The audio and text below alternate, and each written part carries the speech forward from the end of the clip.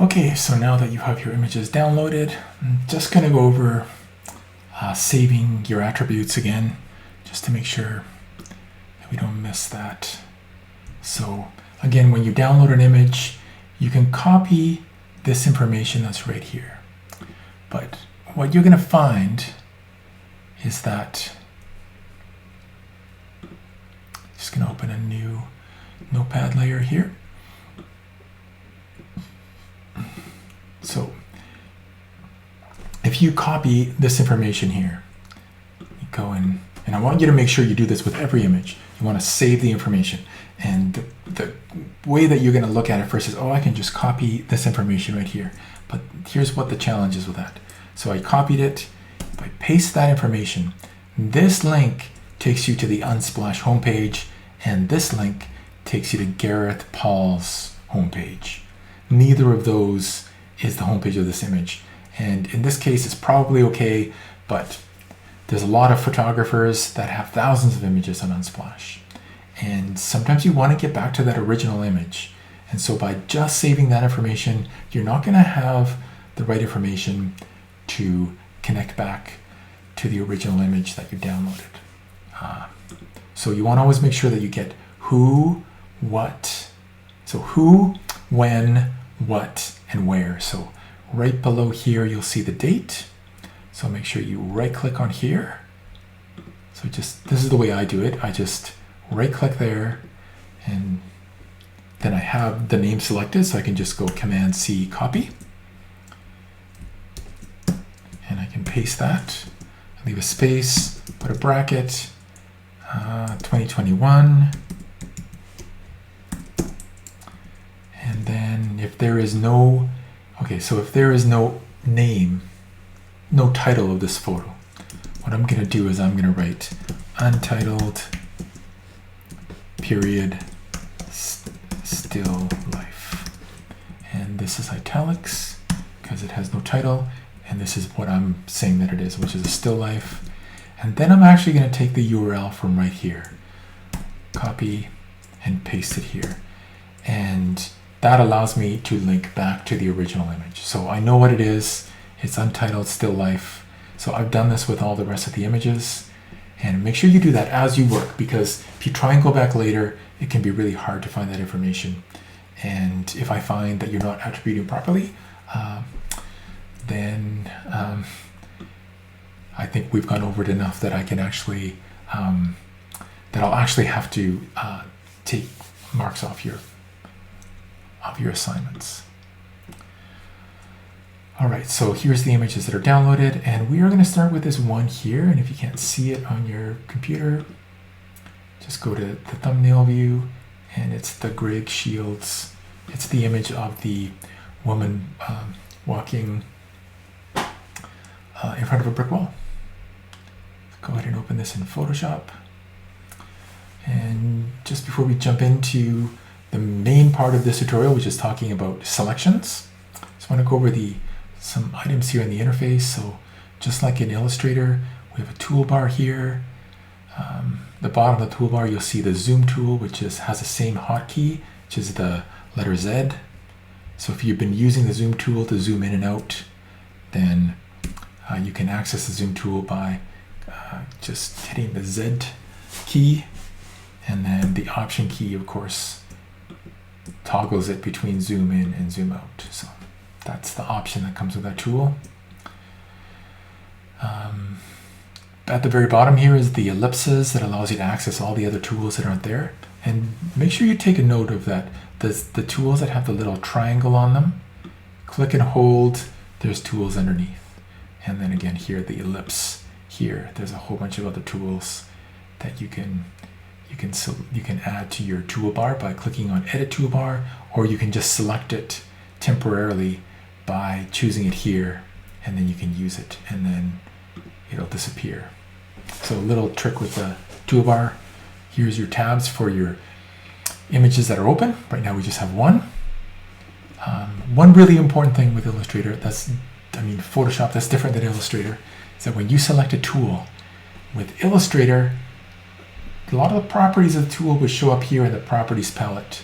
But with Photoshop, when you select a tool, those properties show up here in what's called the tool options bar along the top. And it's worthwhile every time you select a tool, just take a look at the top and make sure that the settings are what you expect, because it'll save the last settings that you used. And so if you go to use a tool and you're expecting the default settings, it won't work the way you expected it to. Over here on the right hand side are the palettes, just like in Illustrator. This properties palette is somewhat context sensitive, just like with Illustrator. If your workspace does not look like mine, just go up here to this widget here that looks like a window, click on the chevron, and go to Essentials. Then click on it one more time and go to Reset Essentials. And this time I'm going to get you to save your workspace. So go to New Workspace and call it GD157.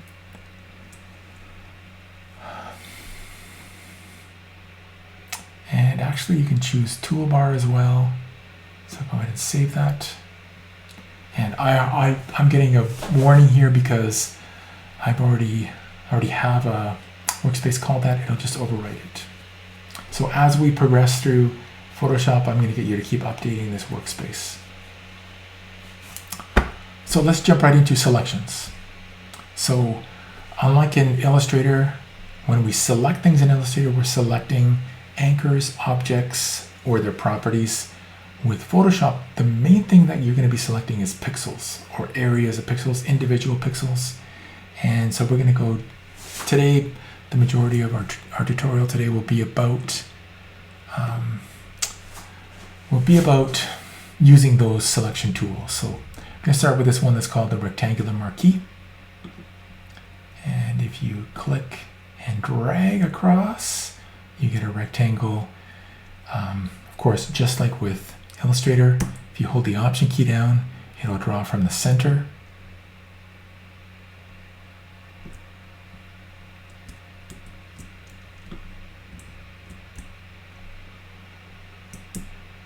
And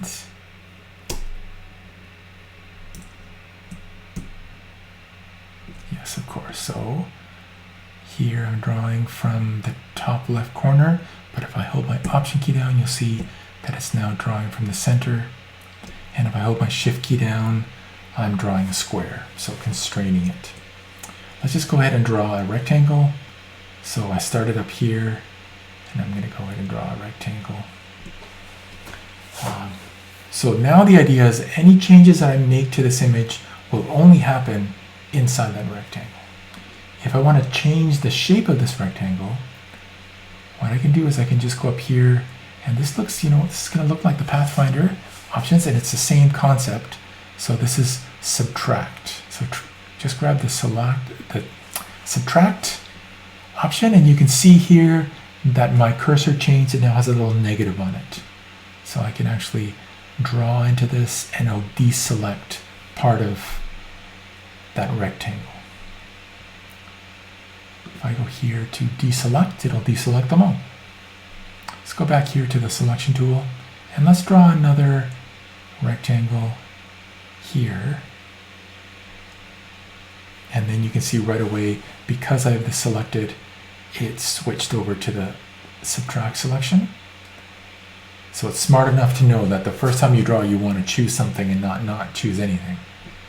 So I'm going to go ahead and subtract from this image, and later we'll practice going deeper into the image and try selecting specific bricks. But for this one, I'm going to go here and I'm going to add some more area over here. I'm just going to select. I'm not holding my Shift key down. I can just keep selecting. So long as I'm aware of which tool I'm using, I'm fine. If I switch over to this one, it's going to give me a new selection. So it'll deselect everything I have selected and give me a new selection. I'm going to undo that because I want to keep the selection that I was doing. And I'm going to go to the add, and I'm going to add some more bricks down here. And then subtract from that. And I want you to do the same. Just practice selecting and deselecting different parts of the image until you have these kind of Tetris rectangle shapes. Random, doesn't have to be exactly the same as what I'm doing.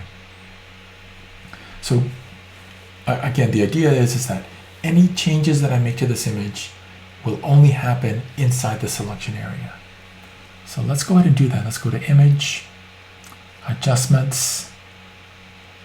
So Image, Adjustments, and let's go to the Brightness and Contrast. And let's go here and let's increase the brightness in those squares. So we end up with some squares that are a little bit brighter.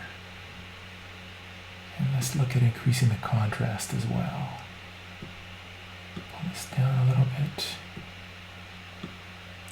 I mean, part of the idea is to be subtle enough unless you have something very intentional that you're doing. You'll notice that a lot of these modal windows in Photoshop have an auto selection here where you can actually, Photoshop will try and figure out what the best exposure is, right? And you can usually reset it by clicking on it, by holding the Option key down. Just try changing the adjustment here and click OK.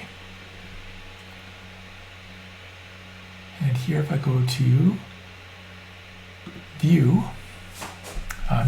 Select, Deselect, here I've made these changes to parts of the brick wall. If I save this now and close this file, these changes are permanent. So those changes that I've made to the pixels, I can't undo it. This change is done. Let's undo this. And let's take a minute to be a little more precise with what we're doing here with our bricks. Because if we follow these lines in the bricks, we're going to get something that is going to look a little more, actually a lot more realistic. So just practice using your deselection tool and till you've selected some things that follow the lines in the bricks. So I'm using a little trick here to switch between adding selection and subtracting selection. So if my default here is the new selection, if I hold my Option key down, I can deselect parts of the image. Like that. And if I hold my Shift key down, I can add to it. So if that's the default, then I get subtract and add. So just keep doing that until you find like this more natural selection of the bricks. You can even go inside here and deselect some bricks that are inside parts of this brick image. And this will be a really good practice for you as you start learning how to use these selection tools. So pay attention to your cursor, which mode is selected, and you'll see that it changes up here. So if I hold my Option key down to go to subtract from the selection, you'll see that this here changes as well.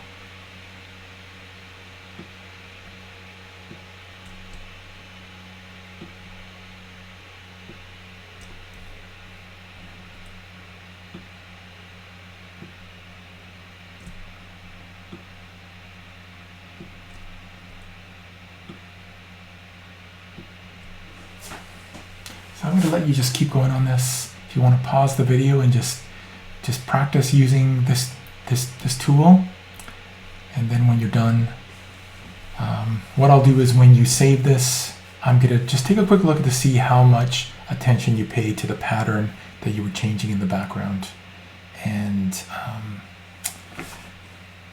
just keep going at it, just practicing using the Marquee tool to select and deselect images.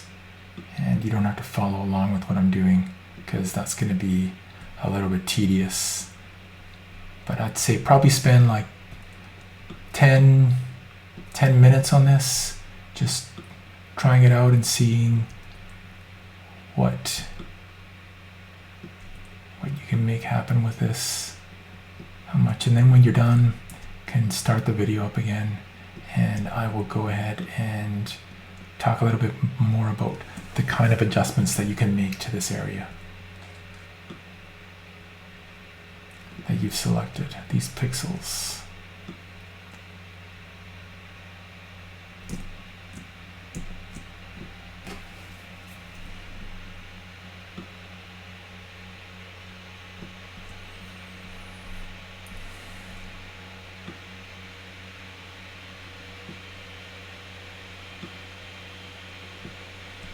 Okay, so now that you have a selection that you like, what I want you to do is you are going to go up to here where it says select, and you are going to save this selection, and you're going to call it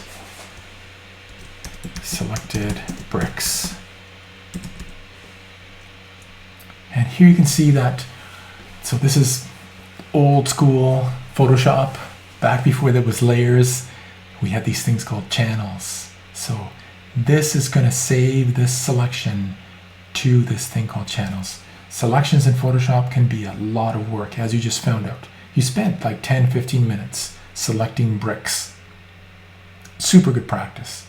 And now you're going to save this to a new channel that's called selected bricks. And you're going to click OK. And you're going to take a minute to save your file. So go ahead and save as. And when we work in Photoshop, we always work in RGB mode, and we always work in, we save our working files as Photoshop files. So you save your images here into a folder called images. That's reserved for raw images that haven't been edited. So I want you to, you're inside of this images folder, I want you to move up out of this images folder into the selections, 4 selections, and I want you to save this as your name, 22.1 winter,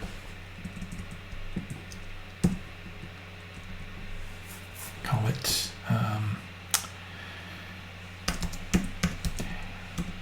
rectangular selections, rectangular selections, GD157. And save it as a Photoshop file and go ahead and save it. So now you actually have a base that you can work from. You have a selection that you've saved, and you have your original file. If you go up here to image mode, you'll see that you're working in RGB mode. Now I want to take a quick look again at this idea of modifying these pixels.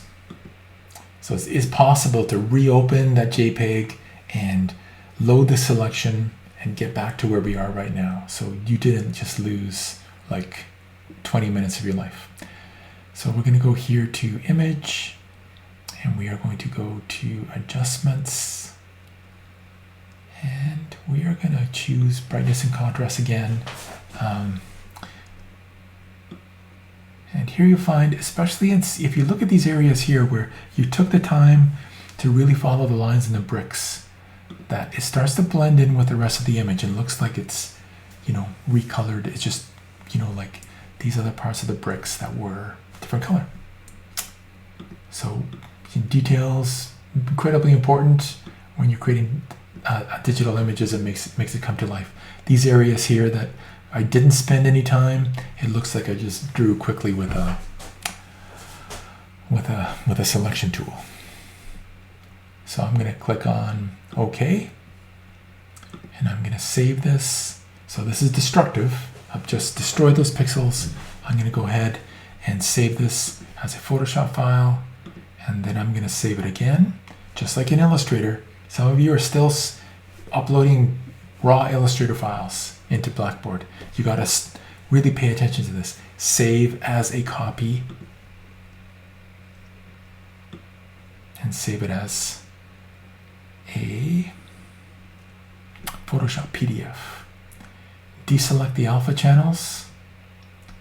And this is where it's important to save it as a copy, because lots of times, even I've done it, where I went and I saved it as the actual file and I lost everything. I lost my whole working file.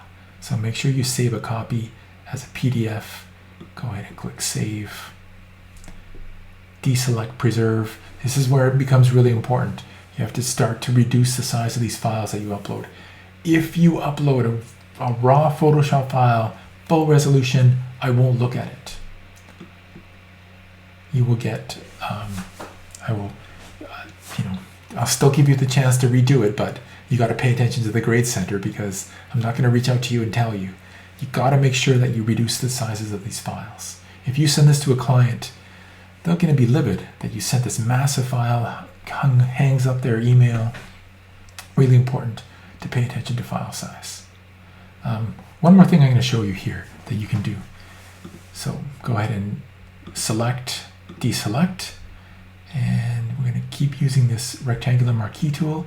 And I just want to select this part here with our character that's in front of the brick wall.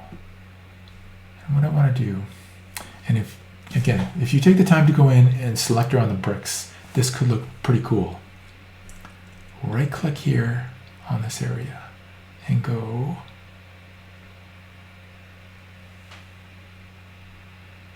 Layer via Copy. And this makes a copy of those pixels. Now is when we can use the Move tool. And here you can see, pay attention to these, or please pay attention to the tool options bar at the top, because if anything's changed here, it's not going to act the way that you expect it to act. But if you click on this part of the image, you can actually drag it and make this copy of our character. And I'm going to get this tool out again, and you can go in and select individual bricks and bring it to a place where it starts to look a lot more convincing what's going on here with our second character. So you can go in and select these different parts of the image and delete them. Bring back the lines in the sidewalk. Delete this. So go ahead and just delete parts of this brick wall till it starts to blend in with the other brick wall that's behind it. Just take a few minutes to do that, to clean this up.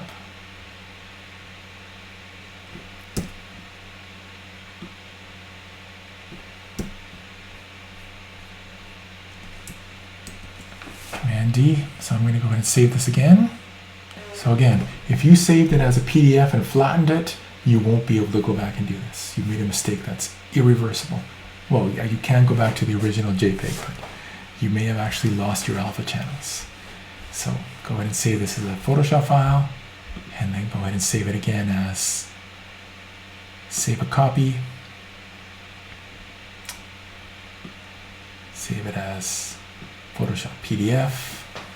Turn off the alpha channels, turn off the layers, and let's go all the way back and remove this word copy here just to clean it up. Replace this file. Because I deselected layers, I can no longer preserve Photoshop editing capabilities, so I'm going to go ahead and click Save. So now you will have, if I go up one layer here to my selections folder, now you should now have two folders in here. One is a PDF and one's a PSD. Let's take a quick look at those file sizes. Here you can see that the PDF is 1.9 megabytes, whereas the Photoshop file is 14.7 megabytes. So, and this is a medium resolution image. If it was a large image, you could be uploading half a gigabyte onto Blackboard, and Blackboard will get angry and I will be unhappy. All right, so let's leave this one open and let's open our next file. So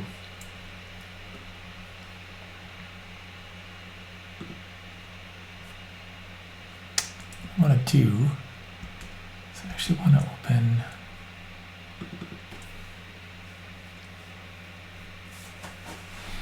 this file here. No. This one here. And this is just going to be a quick introduction to the Polygon Lasso tool. So right below this selection marquee tool is the Polygon Lasso tool, and it has the same kind of effect. So make sure you're checking here with your settings. This feather setting makes it softer, and this one makes it anti-aliased. So the rectangular marquee tool was always square, but now we're selecting on an angle. And so let's take a minute to look at what this looks like when it's not anti-aliased. So turn off the anti-aliased, zoom in until you can see the pixel grid, and let's go ahead and click on a diagonal like this. So let's go ahead and, that happens and you can't click anymore, just hit Command D. So select, deselect, Command D. So I'm just going to go ahead and click once, click, click, and then when that little circle appears beside the cursor, if I click, it's going to make a marquee. So let's go ahead and modify this one like we did last time. Go to Image and Brightness. And here you can see that it's really rough. So that is an aliased image. That is, aliasing is the stepping that occurs because we're selecting pixels which are squares. So it's going to try and find the closest diagonal.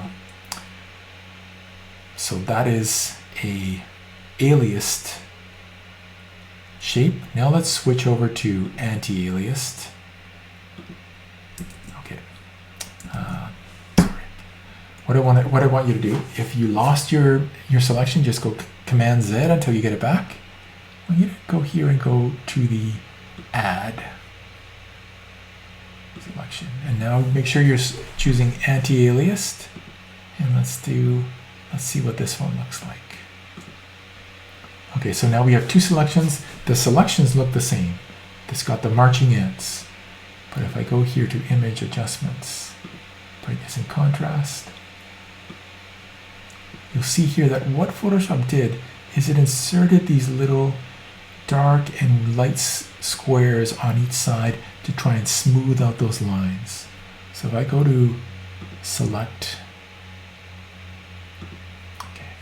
click OK, and go to Select, Deselect, you can see here this is anti-aliased, and this is aliased, and this is anti-aliased. So that anti-aliasing tries to get rid of the aliasing, which is this really rough treatment. Even, you know, if you zoom out, you can still see it. You can see it for quite a bit of distance. You can see that that aliasing. So I'm going to go and undo that. And let's do a couple of the larger rectangles, but this time we're going to look at a different adjustment. And we're going to do the same thing. We are going to look at comparing aliasing and anti-aliasing. So with the anti-aliasing selected, I'm going to go ahead and click in here, and let's follow the lines this time. Follow some of these lines. You can follow as many lines as you want. I just don't want you to choose connected squares or connected triangles. So every time that you go to a new area, you're going to have to make sure that you have selected the add to the selection. If you make a mistake and you need to take some away, then you're going to choose the subtract selection. Like if I accidentally go like this, I'm going to choose the subtract selection.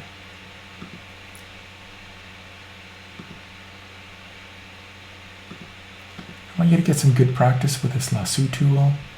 Switch back to the add.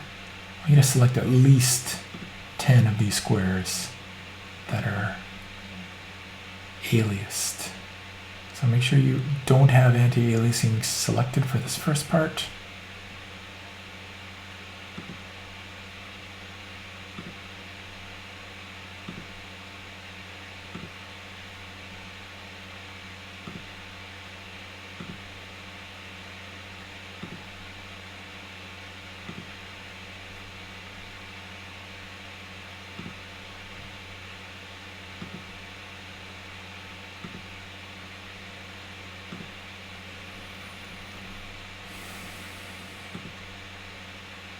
So again, I want you to choose at least 10 squares. So one little trick is this. Okay, so when you get to the end of your second line, like this, just double click and it finishes the last line for you. And if you find, oh, I missed some of this, then just go in there and add a little bit more. I'm looking at how precise you were with these selections. When you get to a certain point, make sure that when you get to your 10 selections, go here to Save Selection and go to, call it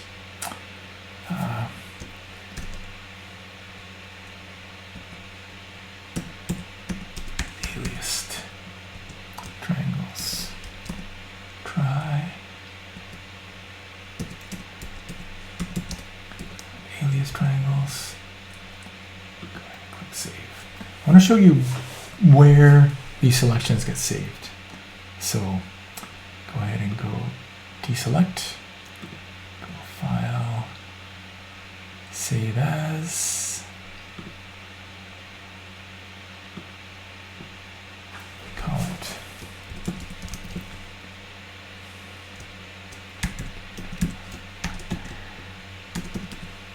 Polygon Lasso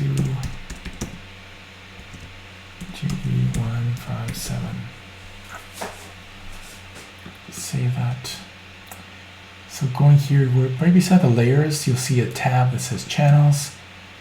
And here you have our RGB channels. You have the combination RGB, you have red, green, blue, and right below that you have this selection that you made, which is called aliased triangles. And you can actually look at it by itself. And you can see here, if you did 1, 2, 3, 4, 5, 6, 7, 8, you're missing one, Andrew. But if you zoom in, so grab your zoom tool and click, you can see all of these are aliased selections. Let's go back here to our background. I'm going to do a little trick with this one, and then it's a nice place to save the name of the photographer and the date. So the attribution can be saved right in here. So I'm just going to go ahead and I save this into a text file. I'm just copying it. So Command C. And here I'm going to go to the background, double click on the background layer and paste. And here, paste it in my attribution information. So it's going to get truncated when this panel is short like this is, but if you open it up, you can see that the full credit information is saved there for future reference. So right now we have this channel showing. If you ever see this happen where you're like wondering what this red stuff is on your image, it's because there's a selection that has been turned, a selection channel that's been turned on. And that's what a selection is. It's saved into a black and white channel. So when it's aliased, it's black and white, and when it's anti-aliased, it's gray, black and white. Okay, so let's turn this one off, and let's take a minute. Okay, we're gonna leave this on so we can see what we're doing, and just make sure that you're not on this channel here. You're on this channel. Go to Layers, and you're gonna go ahead and make your anti-aliased selections. So go ahead and take the polygon tool, click on anti-alias, and choose another 10 of these that are going to be your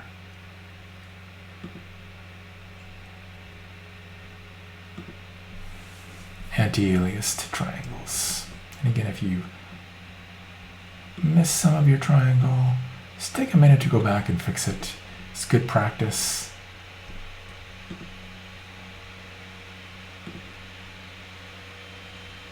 And I'm not going to make you watch this whole video of me selecting triangles. I'm going to let you go ahead and do it on your own.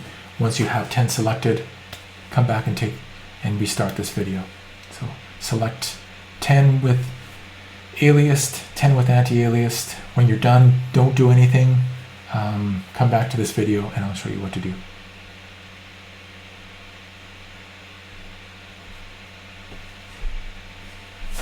Okay, so once you have 10 selected, just gonna go here to your selection and save it again. So go save selection and call it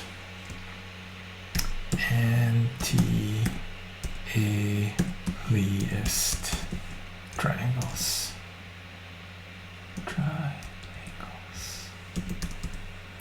Anti-aliased triangles. Go ahead and click OK. And let's switch back to our channels here and let's take a look at this, because go ahead and Command D to deselect. And here you can see with them both turned on. Let's try this one off. You can see the ones that were selected. You can go back in here, you can fix these. So if I find here that maybe I missed a spot, all you have to do is make sure that you are on the channel. So if I'm on this channel, I'm going to be editing this channel. If I'm on this channel, I'll be editing the RGB. But if I'm here or here, this is the one that I'm editing. If I want to see what I'm doing, I can turn them both on at the same time. Just make sure you have this one selected. Go back here and select this part of the image that you missed. Double click. And all you're going to do is you're going to go Edit, Fill. And remember, it's black and white, so you're going to be filling it with black. Click OK, and you can see that it filled in that area that you missed. So that's a little trick for fixing your selections. The selections are totally editable. Command D. When I first time I saw somebody working in Photoshop, the guy had built this amazing collage of butterflies. There was thousands of them, and he'd done the whole thing only with channels. It was before there was layers in Photoshop. So that's 1997. 1997. So escape. Okay, so once you have these selected, we're going to go back here to our layers, and we are going to load our selection. So we're going to load selection. Let's load the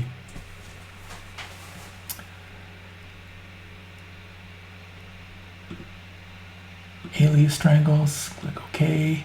So these are the ones that have the jaggy edge. So this is where we're going to start to work with our layers. So we're going to create a new layer and we are going to fill it. So we're going to call this layer we call it, which one was this that we loaded? We loaded the aliased one. So I'm going to load the aliased triangles. And we are going to go Edit, Fill, and we are going to fill it with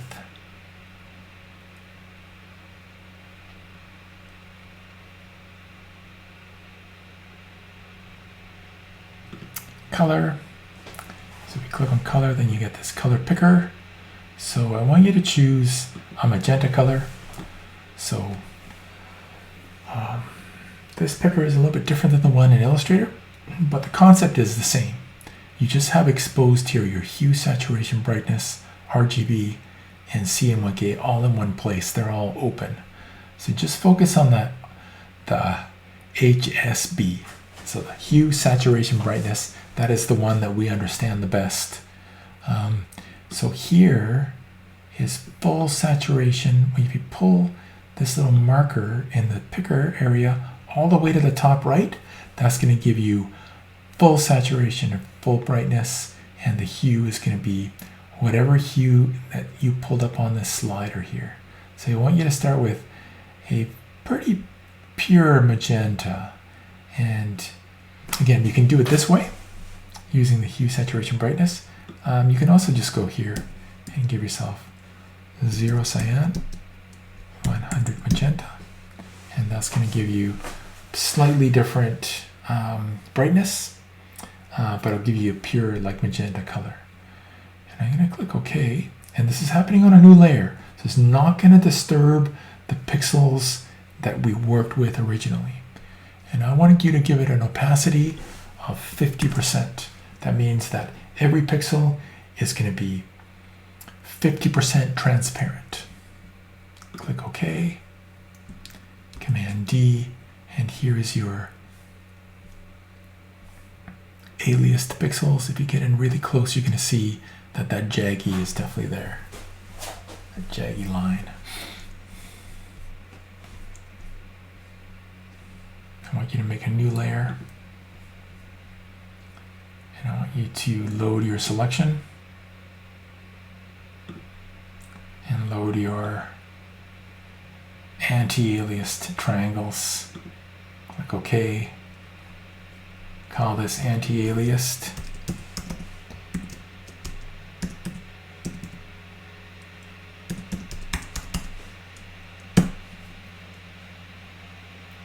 Edit fill. Go ahead and select color. Again, and this time we're going to go 100% cyan and 0 magenta. So if we look here at our hue, saturation, brightness, we can see once again the saturation is 100%, but the brightness is a little bit lower. And that's because CMYK is going to give you less brightness because it's ink, it's not light. Click OK, and again 50%. Command D. So here you can see one thing that happens with this is at this level, you cannot actually see the difference between aliased and anti-aliased. You actually have to zoom in pretty close to be able to see it, where the difference is. So in that sense, the final output doesn't give you the real sense of what happened, but you know. And so you know how to get a high quality image is by working with anti-aliased as opposed to aliased selections. So what I'm going to get you to do is I'm going to get you to save this in two different ways. One is where I can see the difference, and one is where I can't. So you're going to save it like this. You're going to go File, Save As. So save it as a Photoshop file. Go ahead and save. Replace, yes. File, save a copy as a PDF. Turn off alpha channels and layers, and go ahead and save that. So we're going to have to make a correction to that file name because it has the word copy at the end, I think. Just going to delete that word copy. And then I want you to, what I'm going to get you to do is I'm going to get you to change the, I'm going to get you to crop into this image and change the resolution to the point where I can see what you did. So we're going to, and this one we're not going to actually save the PSD, we're only going to save the PDF. So I'm going to go to here to the crop tool. I want you to crop right in, and you know your image. I don't know what you did, so I want you to save it to the point where I can see the difference.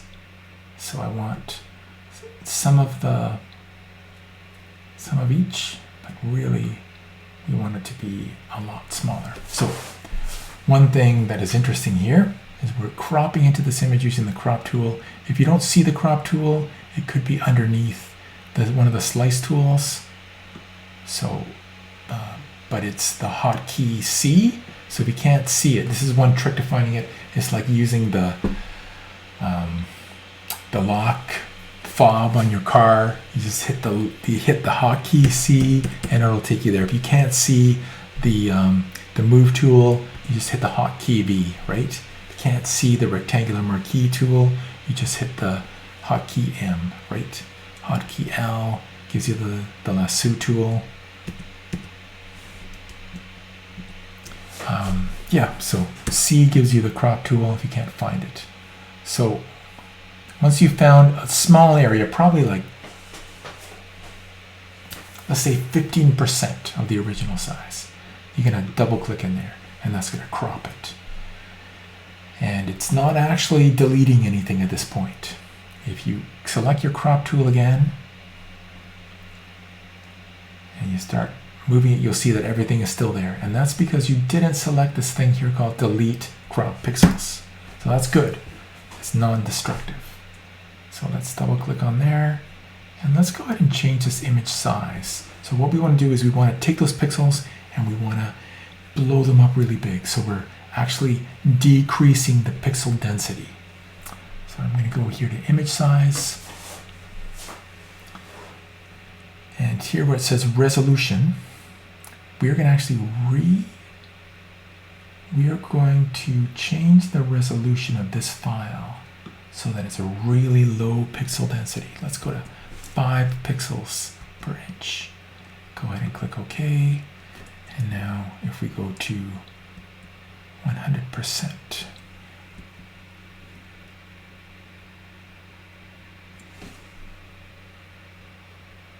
you can start to see where the jaggies are. And then I'm going to get you to turn this layer off here. So let's try saving this now. Go File, Save a Copy, and call it.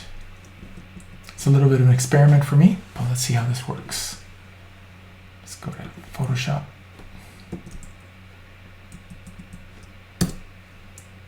And let's call this Lasso tool, Polygon Lasso. Let's call it Let's call this one aliasing. And let's see how this works. Let's turn off alpha channels and layers, save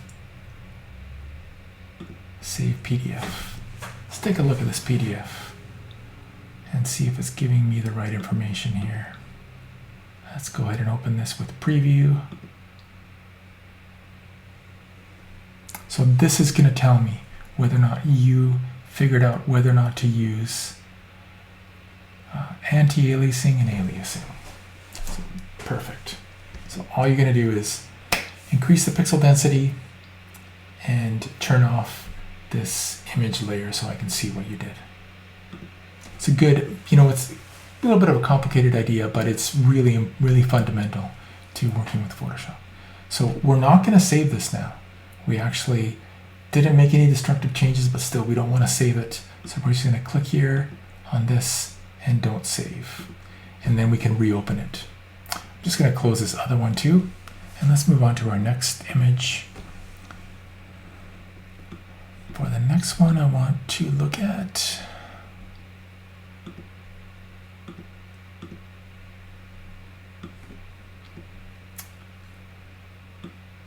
this image by Samantha Gades. So go ahead and open it with Photoshop. So with this tutorial today, there will be one more image you'll work with, but it's going to be very similar to what you've done here. So I'm going to go ahead and what I want you to work with now is you work with the circle selection tool, circle marquee tool. So underneath the rectangle one is the elliptical marquee tool. I want you to actually select this clock.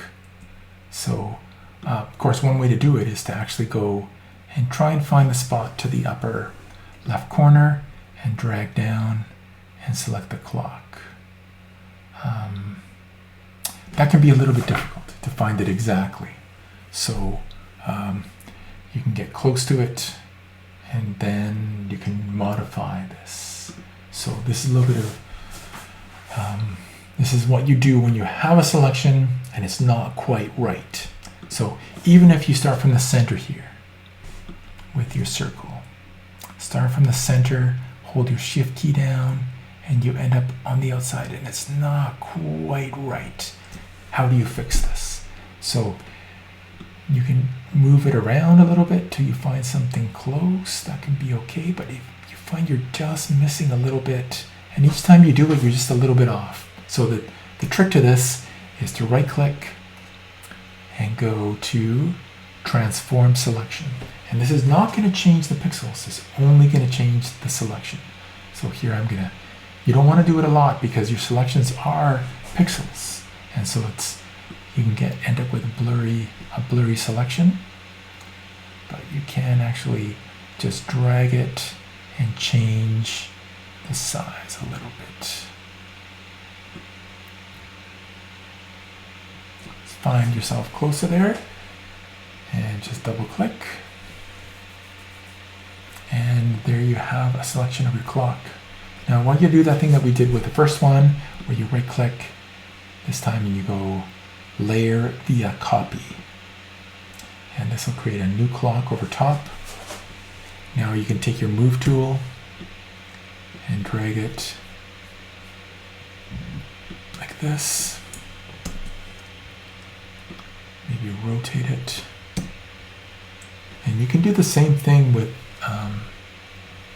Photoshop that we did with Illustrator, where you click and drag, and if you hold your... Okay, it's a little bit different, similar. So you have to actually hold Command Option before you drag, and it'll make a copy. And then I'm just... So that is one... so if you want to try and do that, but you know what, let's just keep it simple for the first one, and let's just drag this one out. So this is our layer via copy, and then let's go here to our layer. So this is, call this one clock. Let's take a minute to give credit to Samantha Gates and My Bedroom Simplicity. Just copy that here.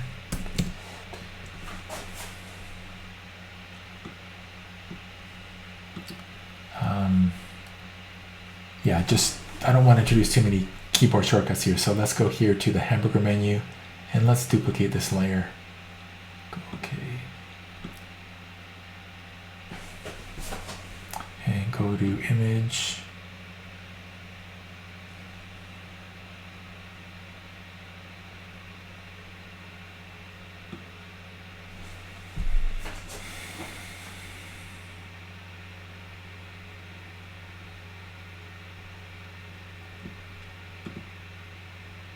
Transform, here it is. So free transform, and then you can rotate this. Select this one, go to image, edit, free transform. I can't remember. Okay, there. So can go like this kind of arrangement, or you can maybe go a little bit digga. I want you to fill this full of clocks. So as many clocks as you can fit in there. So again, you can select 2 layers at once and go duplicate layers, and I'll duplicate both of them, and then you can drag them out. And we haven't started working with more complex selections yet, so let's just keep this to the clocks.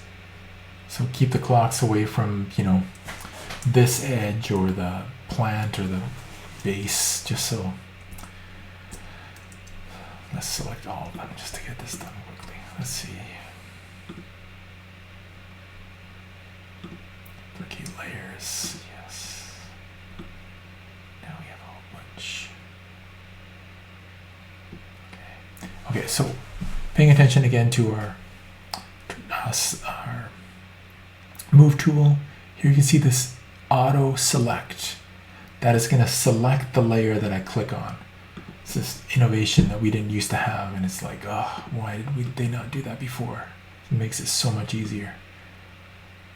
Just fill this full of as many clocks as we can. Maybe mix up angles a little bit.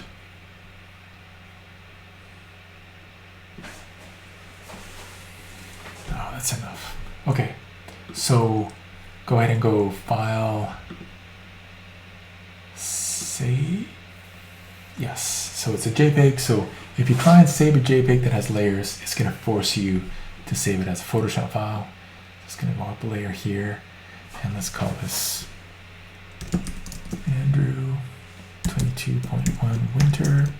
Call it the ellipse selection tool. GD157, and click OK. And make sure you keep your layer names clean.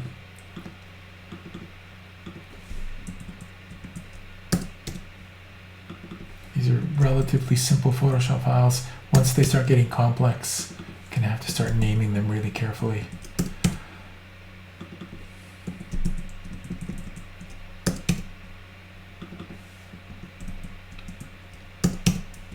Save, and save a copy.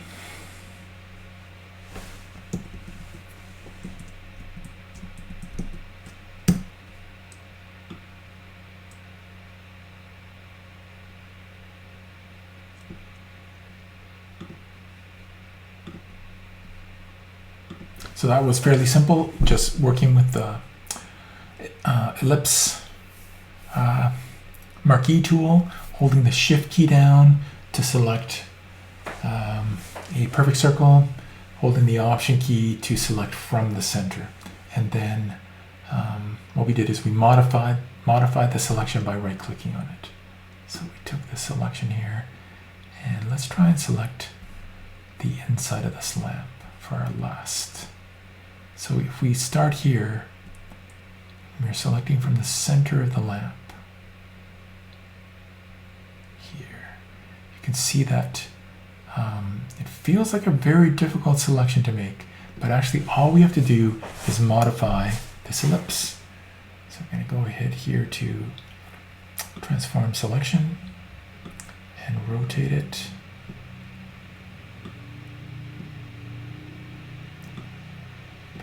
Inside here, and we're actually very close. I want to keep a little bit of a dark edge, and then what I want you to do is I want you to, so here you got to make sure you're on the right layer, because if we're on the wrong layer, we're not going to get you're not going to be able to modify this. So what I want to do is we're going to go to edit, and this is a destructive activity that we're about to do. We're destroying pixels. So we're going to fill it. So I'm going to go to edit, fill, and you're going to fill it with a color, and you're going to fill it with yellow. Maybe a nice orange, a little bit reddish yellow. Go OK. And let's fill it with 50%. That's too much. Let's try that again. Fill. Let's try 25%.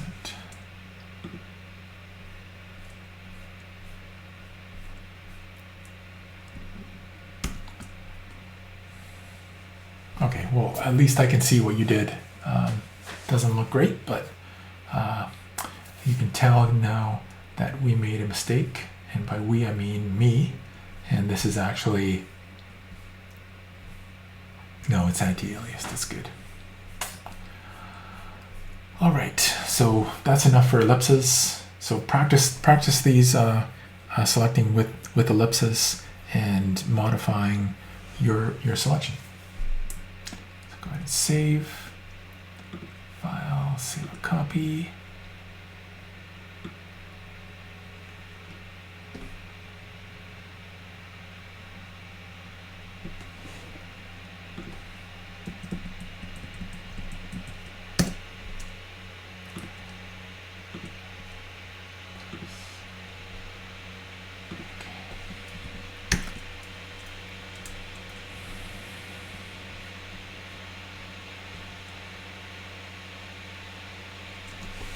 Okay, 2 more images. The next one that we're going to look at is this image called Oranges by Gareth Paul. So we're going to open this with Photoshop. So what I want you to do with this one is I want you to select the oranges.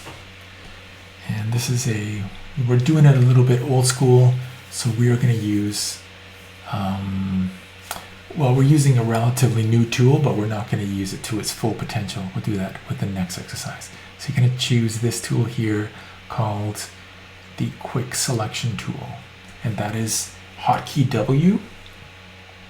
So if you can't find it, just hit the hotkey W and it will show up. If it's down here under the ellipses, just make sure you pull it out. So edit the toolbar and pull it out of here and drag it over here. So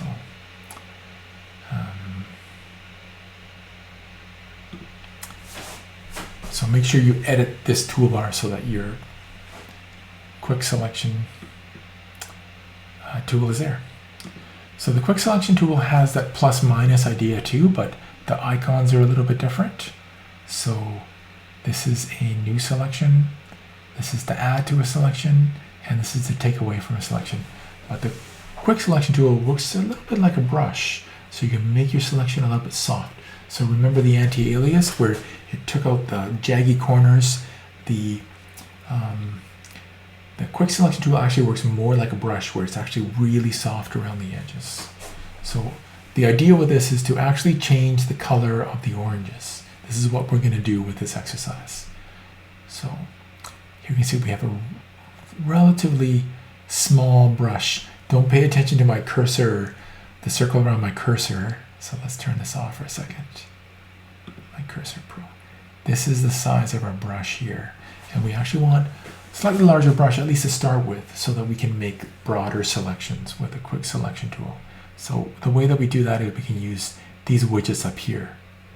So if you click on the chevron here, you can see here that this is showing me the size of the cursor.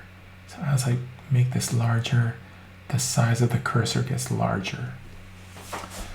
If you can't see this cursor size, you need to go to your preferences, cursors, and you want, with your painting cursors, you want to see the full brush tip. So that will give you the size of it. So that's the normal one, that's precise, that's standard. So the standard is it's going to tell you what type of tool you're using, but this is the one that gives you the best information. So, okay. Now we're going to start with, we're going to add to the selection. So let's go ahead and do that. And as you can see, it's a tool that has artificial intelligence built into it. It's trying to discover what it is that I'm trying to select quickly. So as I just click on different areas, it's going to select all of the orange. Actually, I want you to go ahead and select this orange down here as well. And I want you to select the orange that's reflected in the bowl too. You can see that the quick selection tool made some mistakes here, like it selected some extra bit of the bowl. It missed a spot here. It missed the little stem that's sticking up. So what we're going to do is we're going to try and fix that. So in order to do that, we're going to reduce the size of our brush quite a bit. And we are going to, so if you want to use your zoom tool, you're welcome to do that. I'm using a trackpad, so I just use the pinch. I just use pinch and spread my fingers and pinch my fingers to zoom in and out. You can see that it's too big for the stem, so let's take a little bit smaller brush. And we're still on the add to it, so I'm just going to click here, and that will add a little bit more of the stem. And then I'm going to just circle around here because I think there was a spot here. Oh yeah, here has too much. So we don't want the bowl. So just take the negative. Add a little bit there. Want to get rid of this part in the center here. Let's click there. Probably want to get rid of this little notch there. So to do that, I'm actually going to switch over, and you can switch back and forth between your tools. So I'm going to switch over to the Polygon tool, and I'm actually going to switch over to the subtract function option and just take out this little corner there. And go back to my quick select tool. And what happened? That's looking okay, I guess. And then we selected, let's see.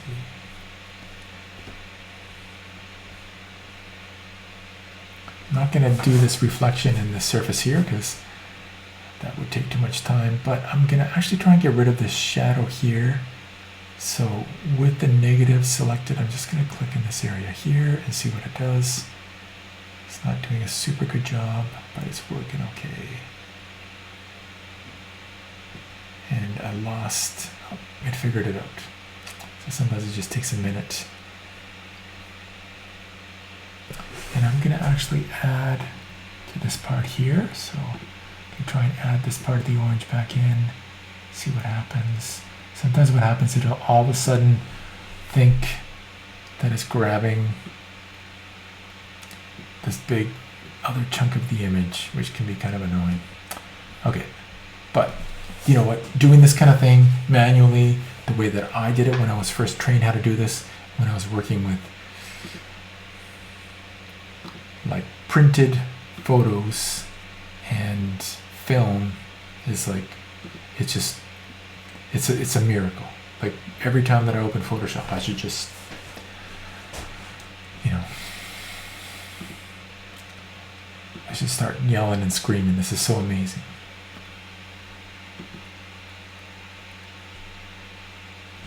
Let's make sure I'm on the plus here. Okay. So this is already a very complex type of selection. Photoshop is using a lot of intelligence to do this. There is one more that we'll do afterwards that has more kind of ideas built into it, but very similar, but just a lot more intelligence. But this is already very advanced selection techniques. So here we've selected most of the orange. There's a little bit of this edge here that is not working quite right. And so a couple of ways that I would deal with that. One is probably just grab the Lasso tool. If I was working with a tablet, then I'm able to go in and just like brush it out with a brush. But here, what I can do is I can just go with a negative option for my Lasso tool and just circle around the edge of this bowl. And what I'm going to do is I'm going to draw a shape that's going to subtract from the selection that's there. So here I have a pretty advanced selection of my oranges. I'm going to save this selection.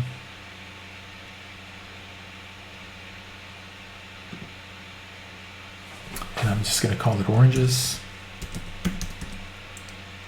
Okay, so new channel. I'm going to save my Photoshop file as,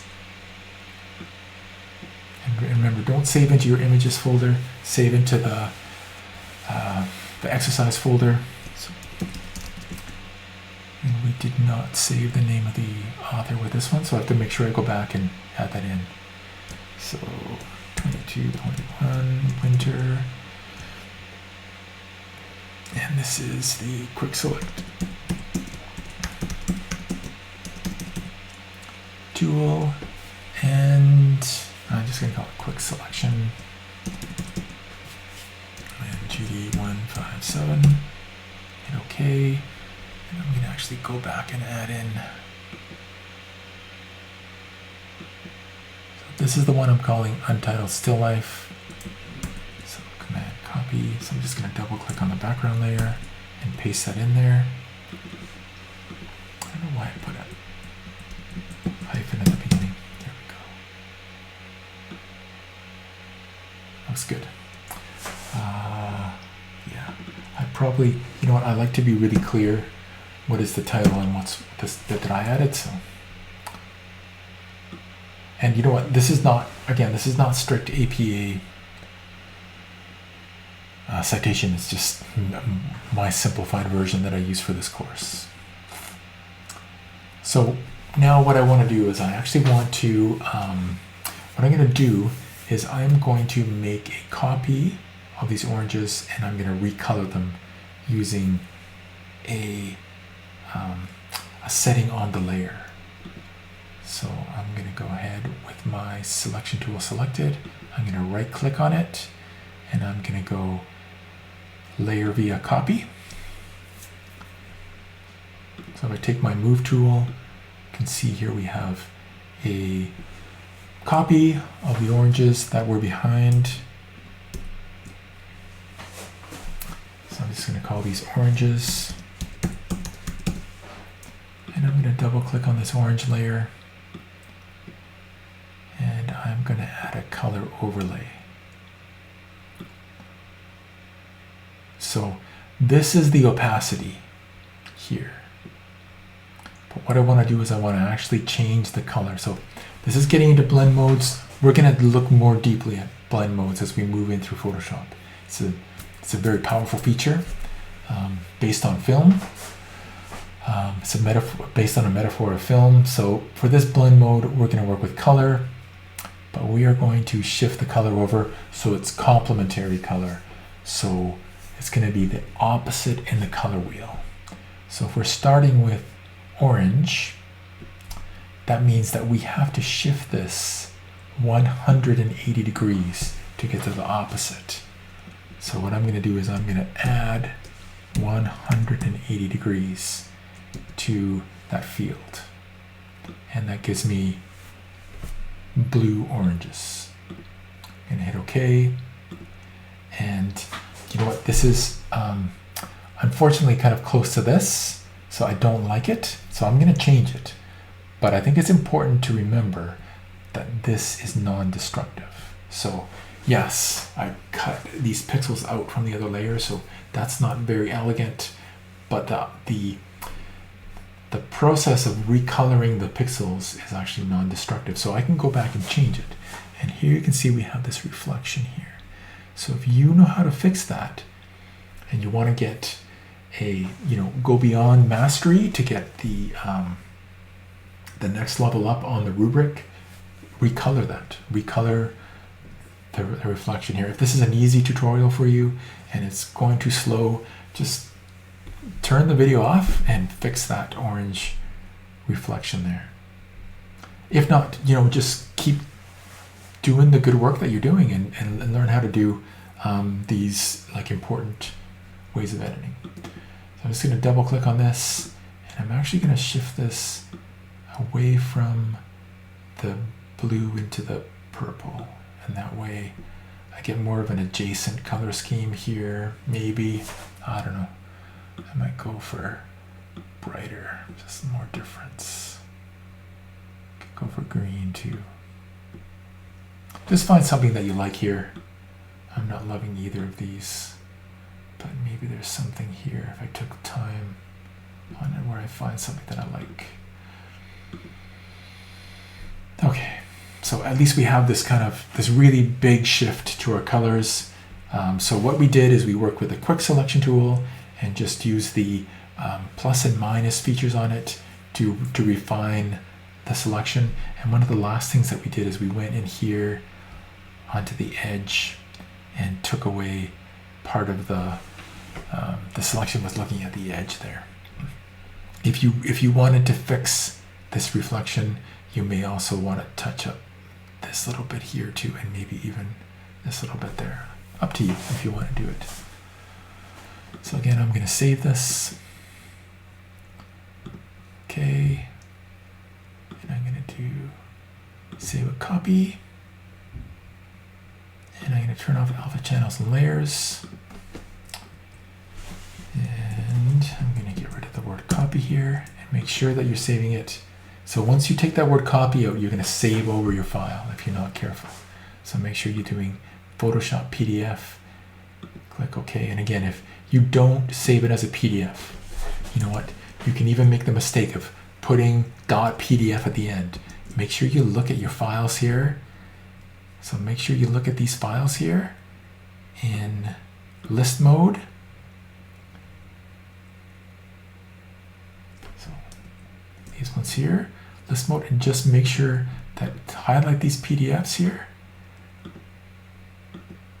and make sure that none of them are like this one, 102 megabytes. Make sure they're all, you know, under 5, under 10 megabytes. Until this one at the most 10 megs. I think I may have downloaded the larger JPEG for this one by mistake. So there, that's you're just gonna do one more with this, and then the last one is up to you. You can do whatever selection mode you want. Close this one. And the last one I want to look at with you with this tutorial is this hummingbird. And it's actually I don't remember where it's from.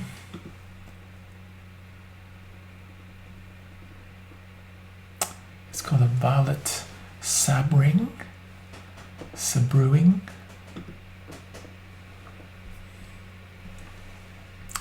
And it's from Panama, Nueva California, Panama. So that kind of makes sense. It's beautiful. So I'm going to start by copying the credit information this time. Double click on the background and paste. And now I have that saved. And I'm going to save this file as a Photoshop file.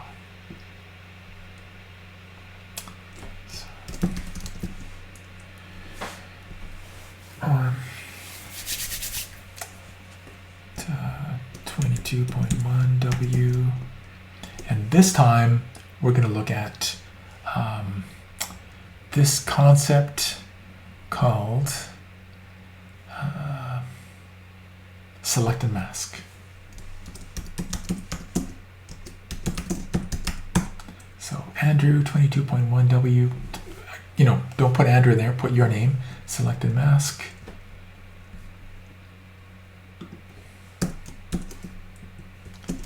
GD157. Selections, okay. So we're going to go back to our quick selection tool, which is this tool right here. And we're going to do a selection of this butterfly, of this hummingbird. Let's go here and let's enlarge this.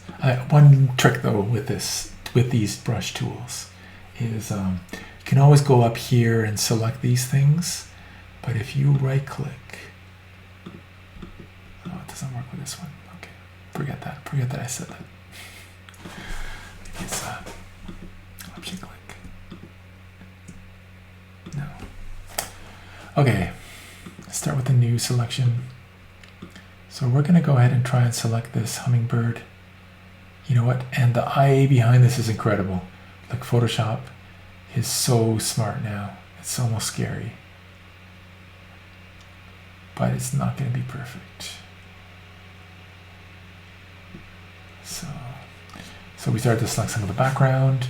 We can go back here to this tool and deselect some of it. It's going to look pretty good. We still are missing the beak. And we have all these little areas in here that need a little bit of help. So what I'm going to do, I'm just going to finish selecting this beak.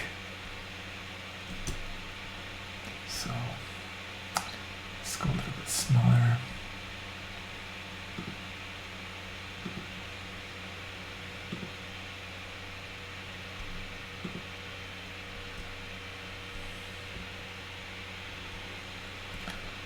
Let's go smaller again.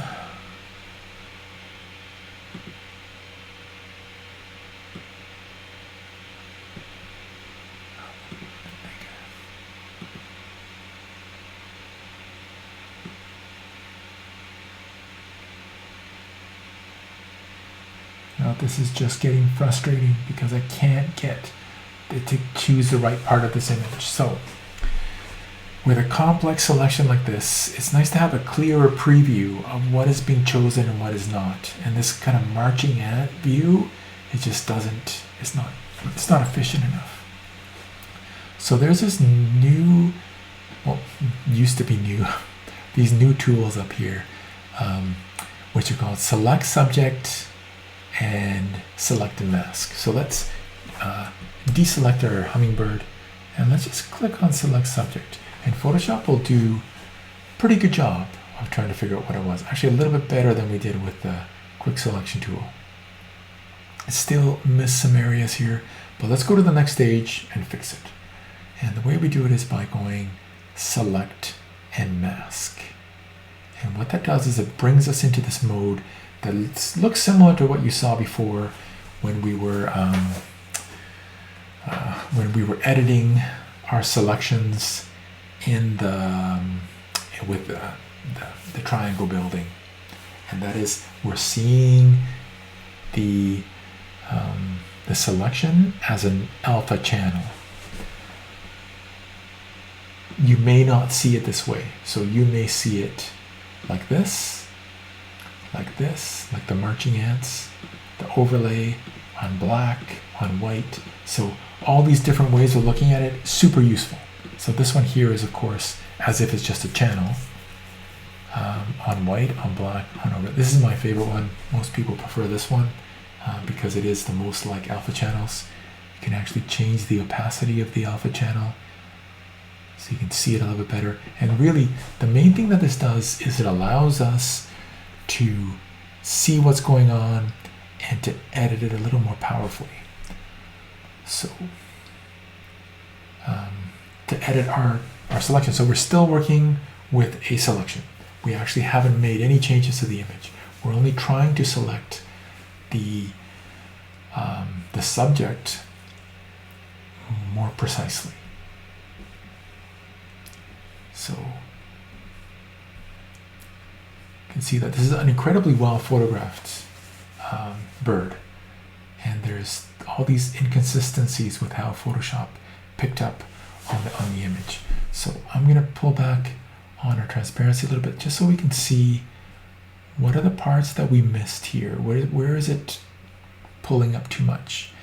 And we're going to see a lot of the same tools that you can use outside of this mode. So this is almost like you may remember when we were looking at Illustrator and you double clicked on a group and you went in isolation mode. This is kind of like isolation mode. We are inside a selection and we're able to edit it very intelligently. And you can always go back to it. So this is just another view of a selection, but just an incredibly smart one. There is ways to edit the selection just by changing these fields here.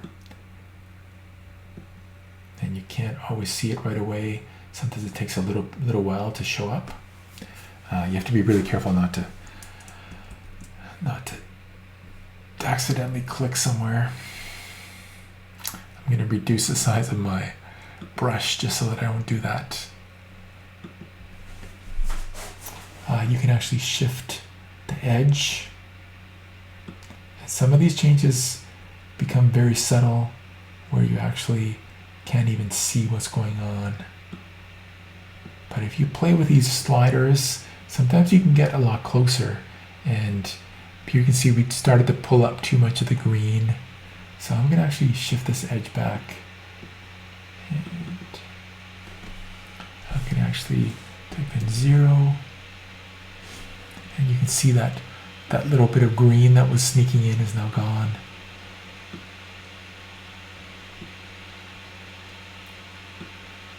I'm actually going to increase the amount of feathering. So the feathering again is a softer selection.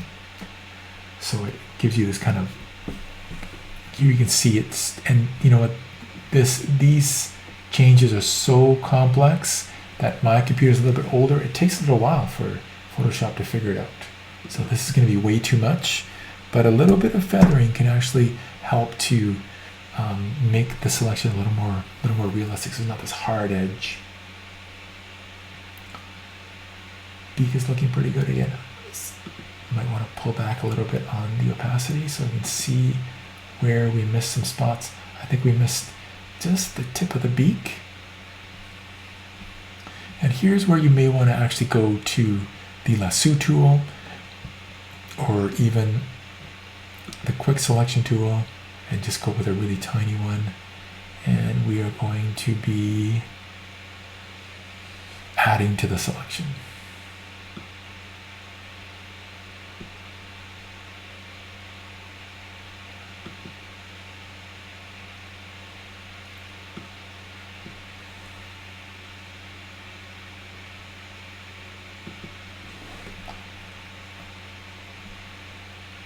A little bit of green is slipping in here, so just going to go delete some of this.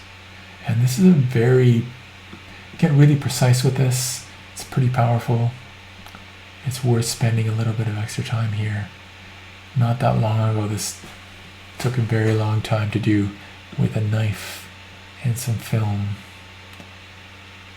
And now we can do it incredibly quickly, surprisingly.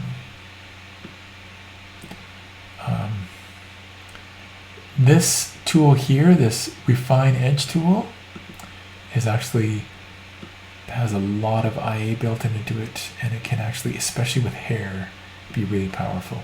Don't want this extra green there. It might try and fix it. Did it?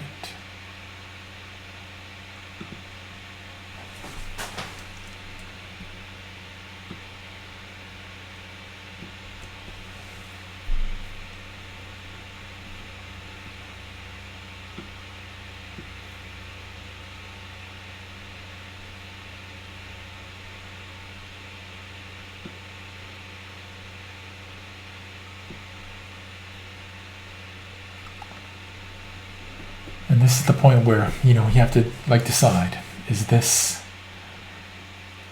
like these details, are they worth taking care of? Are they worth paying attention to how these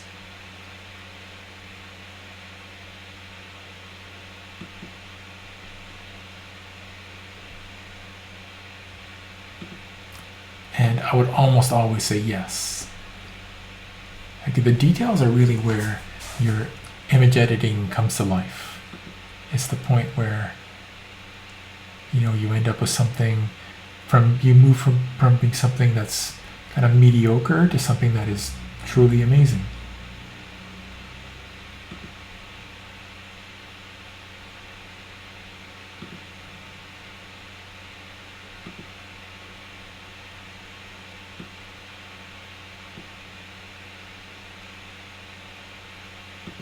And like one of the really, there's lots of things about this that are amazing. Just gonna undo that. But one of the really amazing things about it is that it's always editable. So there's no point where you've gone and you just can't.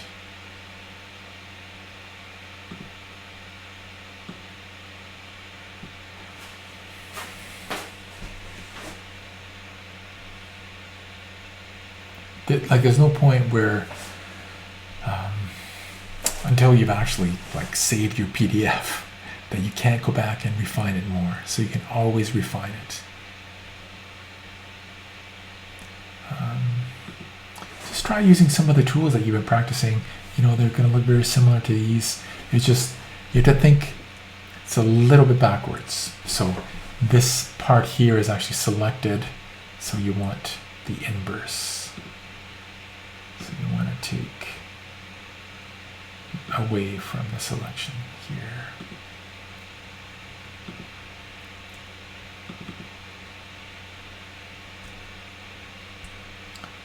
That took me a while to figure out, to like remember every time. It's like feels backwards, but it does make sense.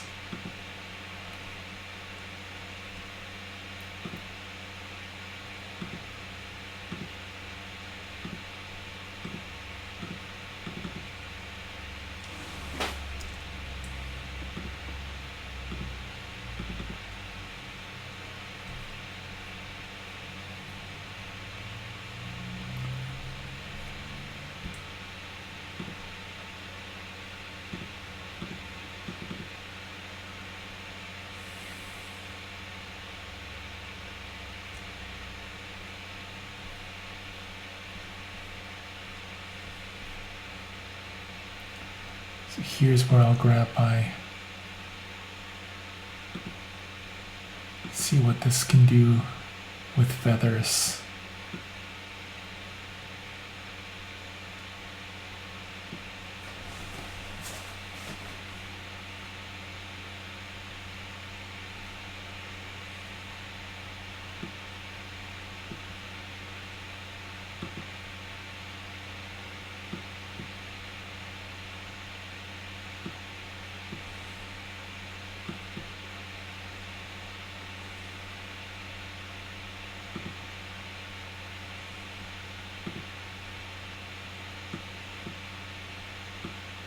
Just gonna try the straight brush tool here.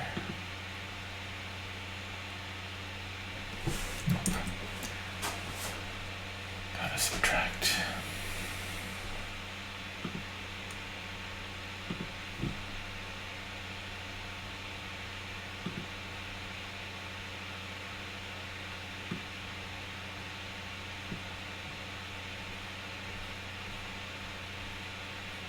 Okay, this I may need to edit in the mask, but it's looking pretty good, and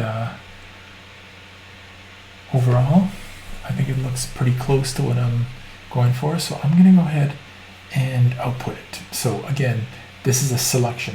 It's not a I'm not making any edits of the image. I'm just editing the part, I'm just editing what pixels I'm selecting. So I'm gonna go ahead and output this. And this time I'm not going to output it to a selection. Or actually, I'm going to output it to a selection.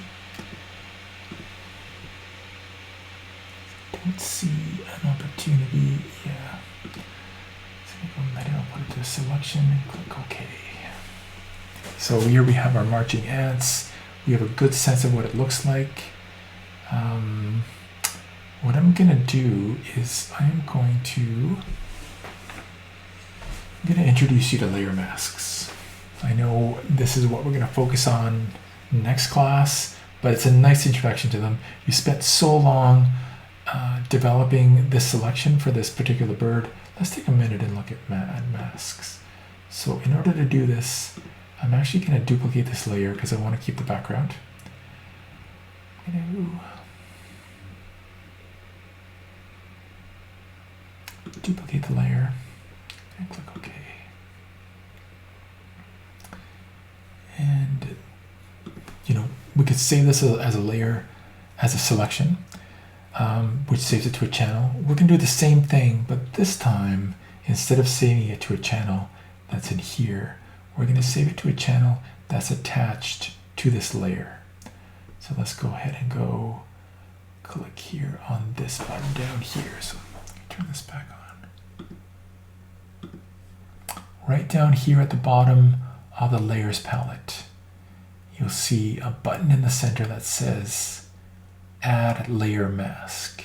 So I'm going to click on that, and you can see that this created a channel in here like we talked about. So it looks very similar to the channel we were looking at, the channel preview we were looking at in Selected Mask. But this is actually a mask that is attached to this layer. So we turn this bottom layer off, we get that transparency grid.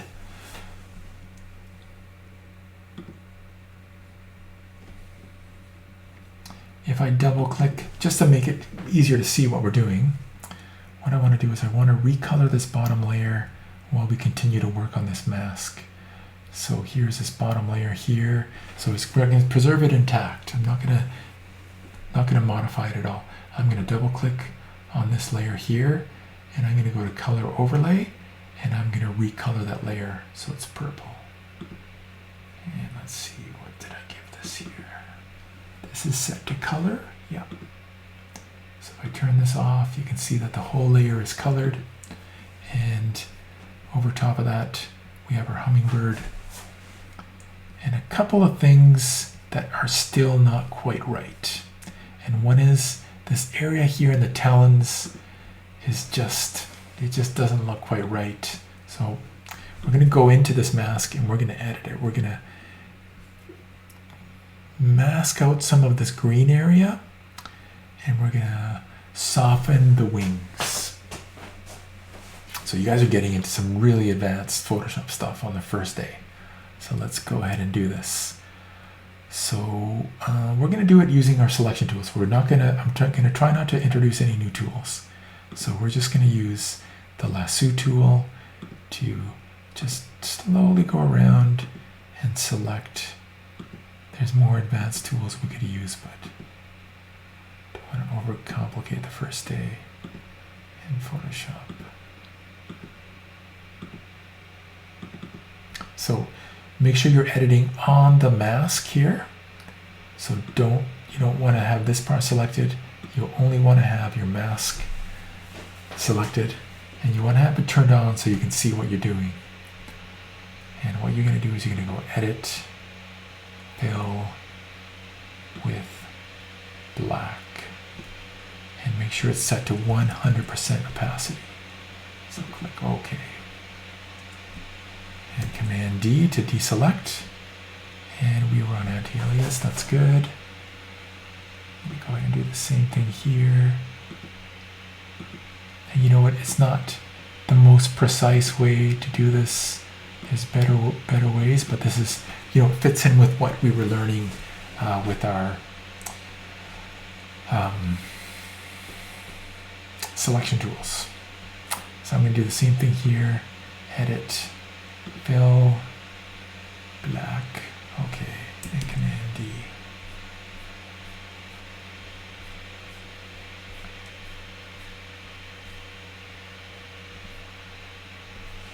So that already looks like, you know, the talons are free from the background. This part here, I'm trying to think what's the easiest way to do this without jumping into some new tools. I think what I can do is we can use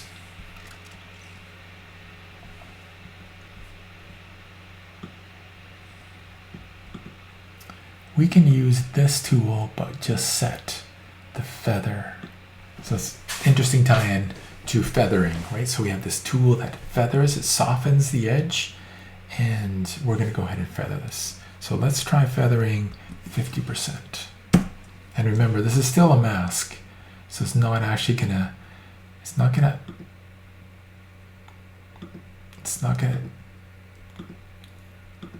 destroy anything in the image. It's totally non-destructive. We can always go back and turn it off if it was too much. Let's just have a quick look and see if this, there's always multiple ways to do things in Photoshop, and this is just one way. And it may not be the best way, but who knows, maybe it is. It might actually have surprising results. So you can see that really softened it. So let's go ahead and fill that too. Edit.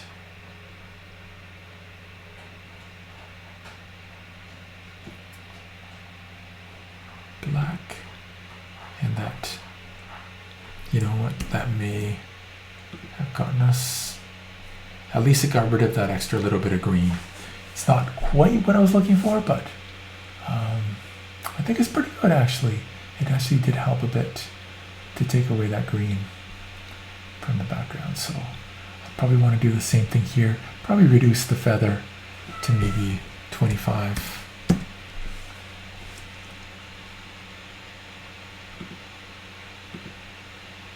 Just don't like that kind of plastic edge that it has right now.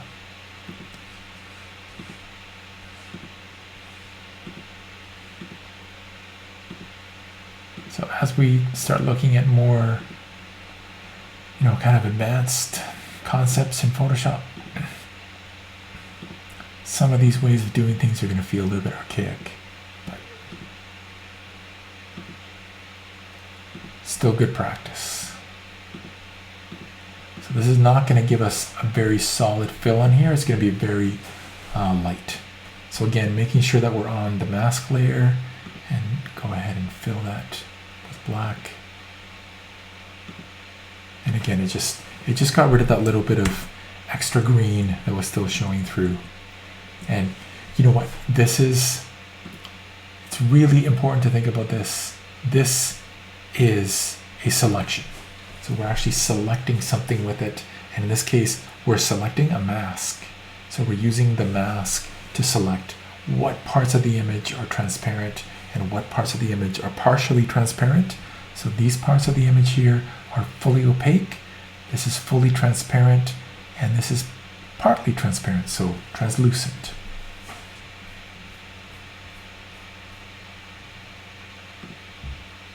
Go ahead and turn that off. And the last thing I want you to do with this image, because we've created this kind of new way of looking at this image, where this is, what it originally looked like, and what we did is we colored this, and then we cut out the hummingbird, the violet sabruing, we cut that out of the image. What I want you to do now is I want you to add a shape in between these two. So we're going to select, we're going to create a new layer in between here, and we're going to call it circle. We're going to take the circle selection tool, or the elliptical marquee tool, and starting here around the center on the hummingbird, we're going to create a selection here. And we're going to fill this with the opposite of purple. So the opposite color of purple is yellow. So we're working with a complementary color scheme, and we're going to go ahead and double click on our color thumbnail there. Pull this up to something closer to a yellow. Increase the saturation. Maybe warm it up a little bit. Click OK. And then we're just going to fill it. So I'm going to go Edit. Make sure this, okay, this is too late. We got to redo it because we weren't anti-aliasing our circle. So again, I told you guys this and I had to do it. Make sure when you select a tool, look at your tool option bar up here and make sure that what you're doing is, what it's going to do is what you expect. So I can change the position of this just by clicking on it.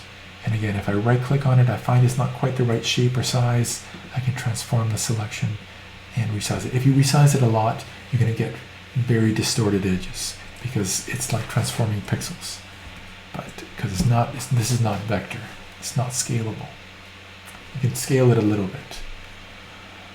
So go ahead and edit, fill, and we're going to fill it with the foreground color. So this is the foreground color and the background color. Opacity 100%. Click OK. So one thing with this, first of all, I think it's kind of maybe a little more interesting here. Not sure, maybe. It's a little bit intense, so it's really harsh. And so one thing I could do is reduce the opacity of it. So right now the opacity is set to 100% of this layer. So I could have reduced the opacity of the fill, but then I can't bring it back. So this again is a non-destructive way to work.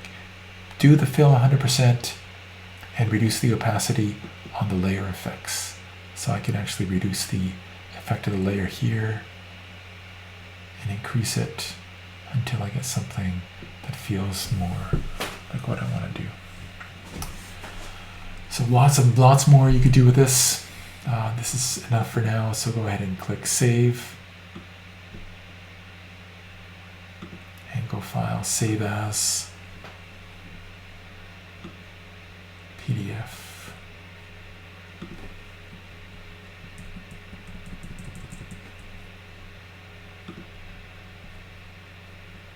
So make sure you turn off Photoshop editing capabilities. Click OK, save, and you're going to upload all those PDFs plus one more. So I want you to go onto Unsplash, find some image, and use one of the techniques that we learned in class. So one more image, so that'll bring your total to, so make sure you save it down in the,